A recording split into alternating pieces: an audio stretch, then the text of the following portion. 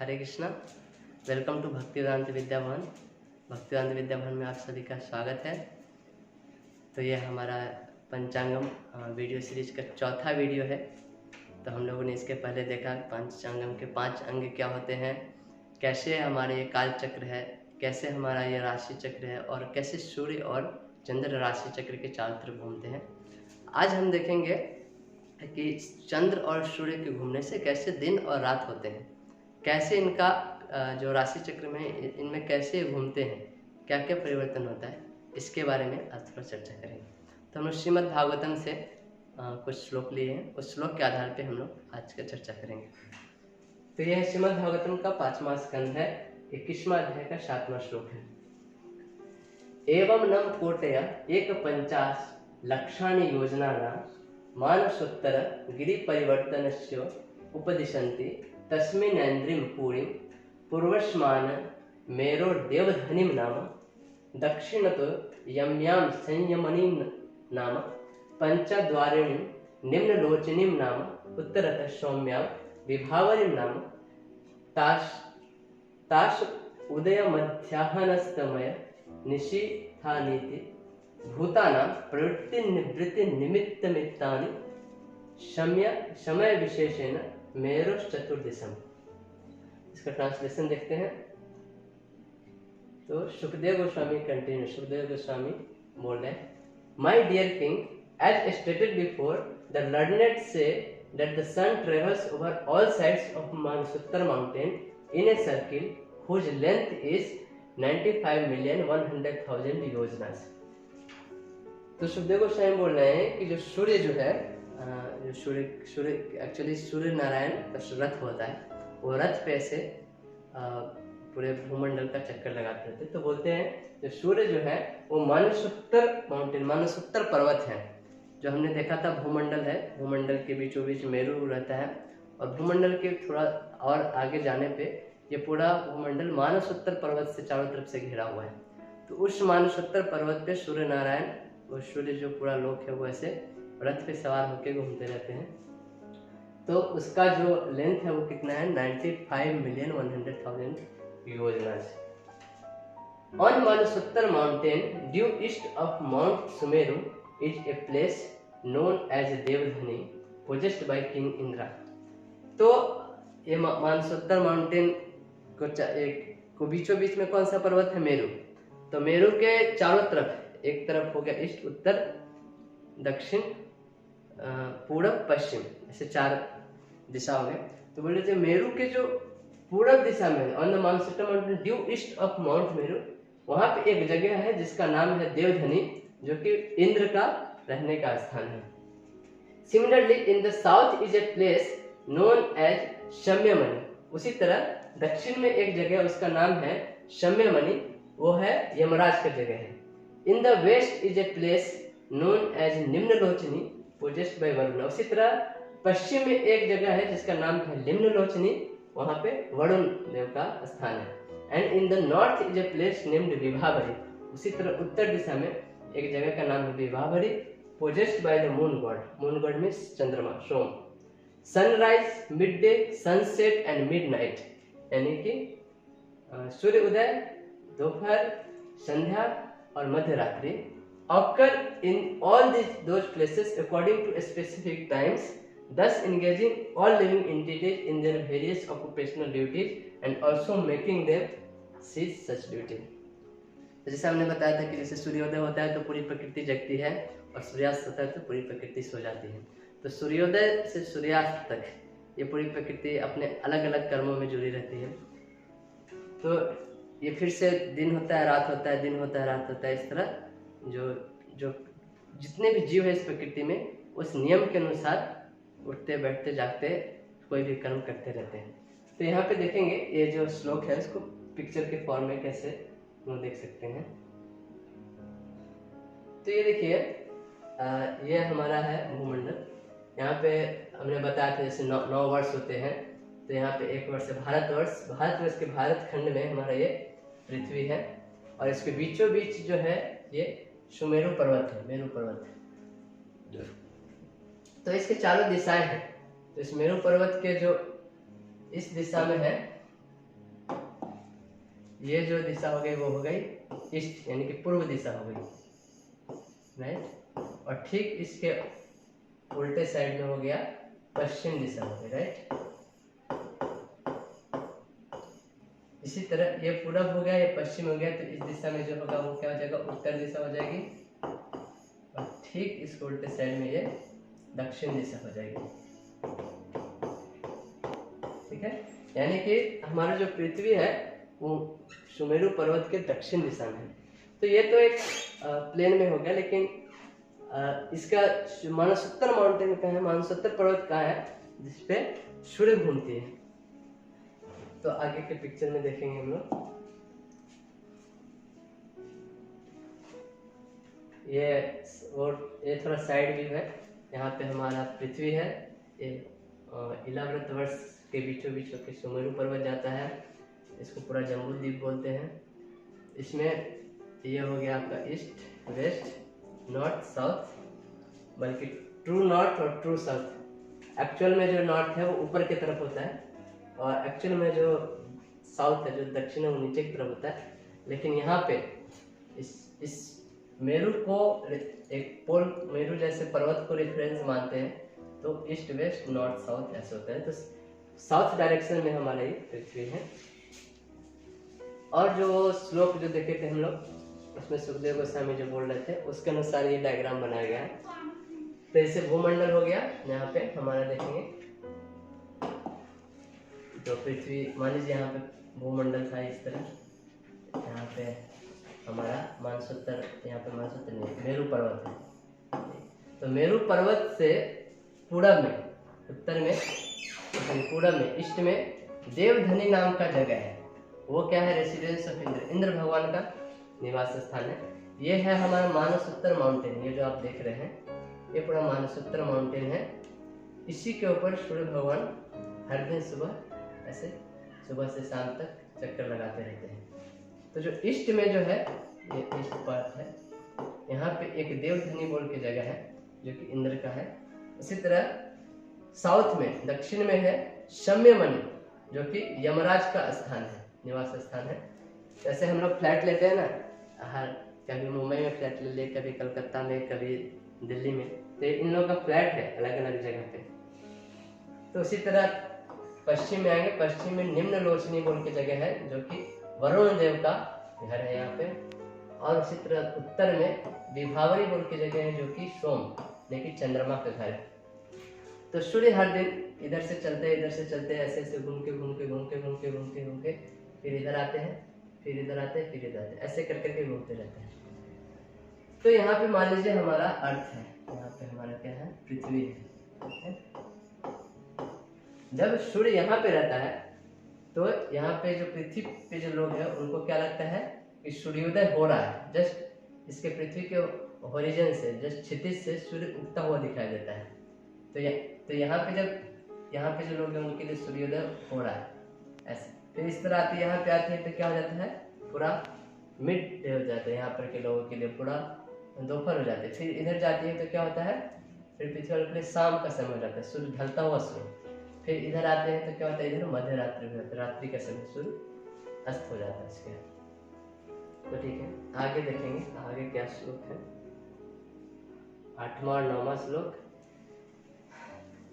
तत्र तयानां दिवस मध्यंगत एव सदा आदित्यस्पति शव्यनाचलं दक्षिणेन करोति यत्रोदेति तस्यः समान सूत्र निपाते निम्नलोचति यत्र क्वचन स्यन्देनाभितपति तस्य हर्ष समान सूत्र निपाते प्रश्वापयति तत्र गतं न पश्यन्ति ये तं समनुपश्येत्। इसका ट्रांसलेशन देखते हैं। The living entities residing on Sumeru mountain are always very warm as at midday because for them the sun is always overhead. तो बोल रहे थे ये सुमेरु पर्वत के ऊपर जो भी जीव रहते हैं उनको हमेशा ऐसा लगता है कि जैसे दोपहर हो रहा है, हमेशा उनको एकदम तपता हुआ सूर्य दिखता है। ऐसा क्यों दिखता है, क्योंकि जैसे हमने पिछले इसमें दिखाया था, देखिए फोटो में, यहाँ पे बीच में सुमेरु रहता है, ये सुमेरु पर्वत है। तो इसके ऊपर जो लोग रह रहे हैं यहाँ पे उनको हमेशा तपता हुआ सूरज, क्योंकि जब सूरज इधर से इधर घूमता है और जाता है तो ये तो पृथ्वी पे उसके अनुसार उदय हो रहा है, मिड डे हो रहा है, लेकिन इसके लिए हमेशा मिड डे ही हो रहा है, इसके लिए हमेशा दोपहर ही हो रहा है, क्योंकि इसके ऊपर वो इस साइड से आए चाहे इस साइड से आए चाहे इस साइड से आए, इसके ऊपर हमेशा सूर्य की रोशनी जो है डायरेक्टली पूरा ऊपर से पड़ रही है, तो इसलिए यह हमेशा यहाँ पे दिन ही रहता है। और कैसा दिन? जैसे कि दोपहर हो रहा हो, तो वही इस श्लोक में बोला जा रहा है, sun is always overhead. Although the sun moves counterclockwise, facing the constellations with Sumeru mountain on its left, it also moves clockwise and appears to have the mountain on its right because it is influenced by the दक्षिणावर्त wind.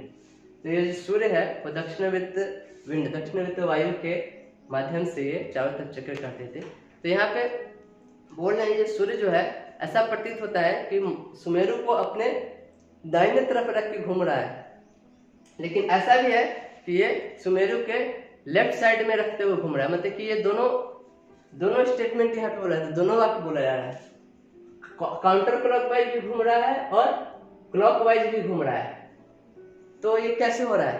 तो इसका हम अगला जो video बनाएंगे उसमें हम बताएंगे ये कैसे हो रहा है। अभी इसको हम कंप्लीट करते हैं। People living in countries at points diametrically opposite to where the sun is first seen rising will see the setting, and if a straight line were drawn from a point where the sun is at midday, the people in the countries at the opposite end of the line would be experiencing midnight. तो ये क्या बोल रहे हैं? जैसे ये हमारा पृथ्वी है, तो मान लीजिए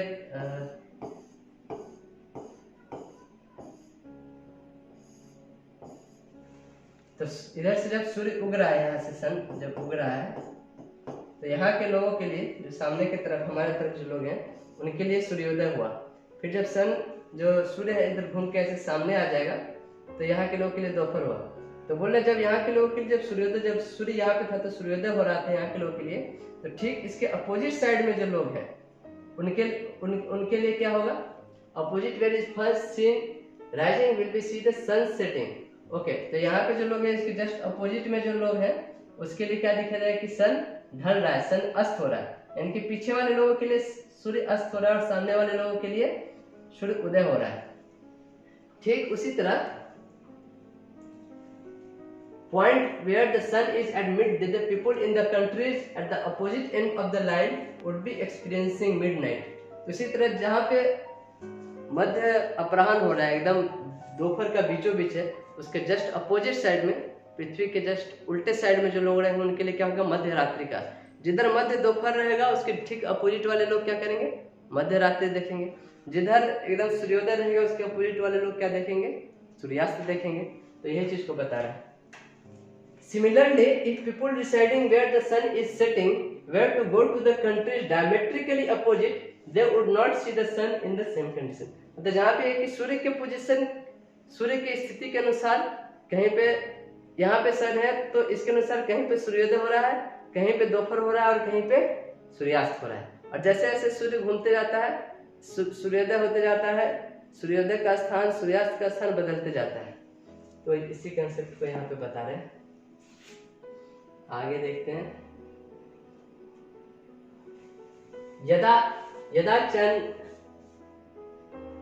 यदा चंद्रया पुर्या प्रचलते पंच 10 घटिका भिर्याम्यां सपाद कोटि द्वयम योजनानां 60-12 लक्षानि साधिकानि चोपयाति। तो इसका ट्रांसलेशन है, when the sun travels from Devdhani, the residence of Indra, to Shamyamani, the residence of Yamaraj, it travels 23,775,000 योजनास in 15 घटिकाज। 15 घटिकाज मतलब 6 आवर्स। तो टोटल 60 घटिका होते हैं एक दिन और रात मिला के, और जो दिनमान होता है, जो टोटल दिन का समय होता है उसमें 30 घटिका होते हैं और रात्रि के समय में भी 30 घटिका होते हैं। तो बोल रहे हैं कि इंद्र के रेसिडेंस देवधनी से लेके शम्यमणि तक जाने के लिए, जो कि यमराज की जगह है, वहां कितना लगता है? 15 घटिका लगता है, मतलब 6 आवर्स लगता है। तो देवधनी से शम्यमणि, इस फोटो में देखते हैं यहाँ पे ये हमारा देवधनी है और ये शम्यमणि यहाँ पे है।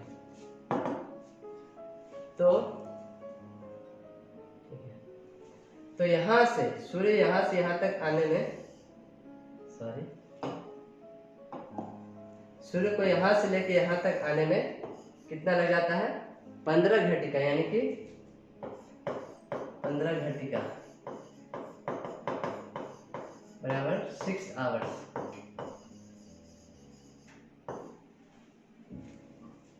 देखिए बराबर है, जब सूर्य सुबह उगता है, मान लीजिए 6 बजे उगता है और 6 बजे से दोपहर 12 बजे तक 6 घंटा हो गया, दोपहर तक यहाँ पे आता है, फिर शाम होने तक यहाँ पे आ जाएगा, फिर यहाँ से यहाँ जाने में भी उसको निम्न लोचनी, शम्यमणि से निम्न लोचनी जाने में भी उसको 15 घटिका लगेगा, यानी कि 6 आवर। फिर शाम को 6 बजे सूर्यास्त हो जाएगा, फिर रात को 12 बजे एकदम मध्य रात्रि में यहाँ पे आ जाएगा विभावरी में, फिर इस तरह करके। तो टोटल 6 चौका 24, टोटल 24 घंटों में ये सूर्य पूरा एक चक्कर लगा लेती है। तो उससे वही बताना चाह रहे हैं यहाँ पे जो हमने देखा, when the sun travels from Devdhani the residence of Indra to Shambhamani the residence of Yamaraj, it travels इतने योजना in 15 घटिका 6 hours। आगे देखते हैं। एवं ततो वरुणिं सौम्या मैन्द्रीं च पुनस्तथान्ये च ग्रहा सोमादयो नक्षत्रेश ज्योतिश्चक्रे समभ्युद्यन्ति स वा निम्न लोचन्ति।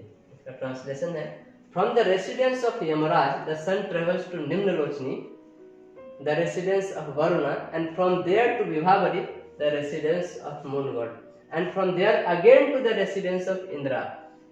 In a similar way, the moon along with the other stars and planets become visible in the celestial sphere and then sets again and become invisible। तो हमने जो देखा था इसमें, यह फोटो में क्या है इसमें, तो बोल रहा है इसी तरह जैसे सूर्य आता है इधर से इधर आता है, ऐसे घूमता है, एक दिन और रात होता है, उसी तरह चंद्रमा भी इसी तरह पृथ्वी के चारों तरफ घूमती है, और सब ग्रह भी इसी तरह उदय होता है और अस्त होता है। सूर्य उदय होता है और अस्त होता है, चंद्रमा उदय होता है और अस्त होता है, मंगल उदय होता है और अस्त होता है, बुध उदय होता है और अस्त होता है। सारे जो ग्रह हैं सभी इसी तरह पृथ्वी के चारों तरफ घूमते हैं, वो उगते हैं और अस्त होते हैं, यही बता रहे हैं इसमें। आगे के श्लोक में देखते हैं, ये हो गया श्लोक 12। एवं मुहूर्तेन चतुस्त्रिंशत् लक्ष्य योजनानि 800 सौरो रथस्त्रयमयोऽसौ चतुर्षु परिवर्तते पुरीषु। Translation है, thus the chariot of sun god, which is Traimaya or worshipped by the words Om Bhur Bhuva Swaha, travels through the 4 residences mentioned above at the speed of 3,400,800 योजनास in a मुहूर्ता। तो यहाँ पे बता रहे हैं जो sun god, जो सूर्य भगवान है, उनका जो रथ है वो विच इज त्रयमय। त्रयमय मीन्स हम जानते हैं कि ये जो तीन लोक में डिवाइड होता है, भूर भुव स्वः, एक पृथ्वी के ऊपर स्वर्गलोक, पृथ्वी के नीचे उसको पाताल लोक, और एक पृथ्वी का जो भूमंडल है उसको, तो इसीलिए ओम भूर भुव स्वः बोलते हैं। तो क्योंकि ये सन गॉड का जो प्रभाव, जो सूर्य का प्रभाव तीनों लोकों में है, इसलिए उनको त्रयमय भी बोला जाता है। तो वो कैसे ट्रेवल करते हैं? ट्रेवल्स थ्रू द 4 रेसिडेंसेस, जो चारों जो घर बताए गए हैं, इंद्र के, वरुण के, यमराज के और सोम के, चंद्रमा के, तो चारों रेसिडेंसेस में, चारों घरों में घूमते हैं। 3,400,800 योजनास इन ए मुहूर्ता। एक मुहूर्त मतलब जनरली दो घंटे का होता है, अराउंड 40 to 50 मिनट्स के आसपास होता है। तो यहाँ पे स्पीड भी हम लोग कैलकुलेट कर सकते हैं। तो ये हमने आज देखा कि किस तरह चंद्रमा, सूर्य और बाकी सब जो ग्रह हैं वो कैसे पृथ्वी के चारों तरफ घूमते हैं और उससे कैसे दिन और रात में परिवर्तन होता है, ना कि ऐसे कि पृथ्वी सूर्य के चारों तरफ घूमती है, जैसा कि आजकल हमें स्कूलों में पढ़ाया जाता है। जैसे हमारा एक्चुअली सौरमंडल है, सौरमंडल में पृथ्वी सूर्य बीच में है और उसके चारों तरफ सभी ग्रह घूमते रहते हैं, जबकि ऐसा शास्त्रों में कहीं नहीं लिखा गया। इसलिए हमने आपको डायरेक्ट श्लोक हर एक श्लोक कोट करके दिखाया है। हर एक श्लोक से हमने डायरेक्ट उसका अनुवाद करके आपको बताया है। तो हमें जो हमारा जो ज्ञान है उसका आधार शास्त्र होना चाहिए, ना कि कोई भी आके कुछ बोले, क्योंकि जो लोग शास्त्र से नहीं पढ़ा रहे हैं वो आपको धोखा दे रहे हैं, आपको चीट कर रहे हैं। वो अपने मनगढ़ंत चीज़ें बता रहे हैं। तो उनके मनगढ़ंत चीज़ें पढ़ने के लिए अगर आप जाना चाहते हैं तो अच्छी बात है, लेकिन आप सही में शास्त्र से पढ़ना चाहते हैं, सही में ज्ञान प्राप्त करना चाहते हैं, तो आपको जो बड़े बड़े जो ऋषि मुनि शास्त्र जो सब लिख रहे हैं, जो भगवान खुद बता रहे हैं, उनको सुनिए और उनके बारे में जानिए। और यही एक तरीका है इस विज्ञान को जानने का, ज्योतिष विज्ञान को जानने का। तो इसी के अनुसार यहाँ पे आज का सेशन खत्म करते हैं। अगले सेशन में हम लोग देखेंगे कैसे सूर्य और ग्रह, ये तो पृथ्वी के चारों तरफ घूमने से दिन और रात कैसे होता है ये देखें, कैसे ये सब ग्रह काल चक्र के चारों तरफ घूमते हैं, इसके बारे में चर्चा करेंगे। तब तक के लिए धन्यवाद।